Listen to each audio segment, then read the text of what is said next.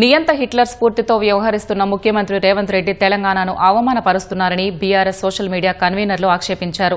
ముఖ్యమంత్రి మాట్లాడిన వీడియోను సోషల్ మీడియాలో పెడితే పోలీసులు కేసులు పెడుతున్నారని మండిపడ్డారు.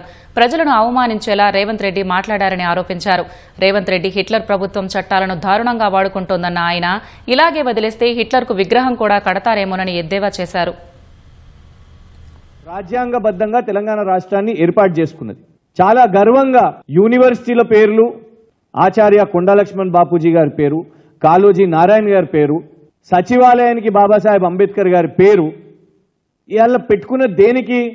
తెలంగాణను ఇలాంటి సిద్ధాంతకర్తలు, ఇలాంటి స్ఫూర్తి ప్రదాతలతోని తెలంగాణ ఈ ఆలోచన విధానంతో ముందుకు పోతుంది అని అనుకుంటే, రేవంత్ రెడ్డి గారు మాత్రం స్ఫూర్తిగా ప్రభుత్వ సంస్థల్లో ఇవాళ మేము హిట్లర్ తరహాలో హిట్లర్ హంతక బృందాలను మేము తీసుకొని వస్తున్నామని చెప్తారు.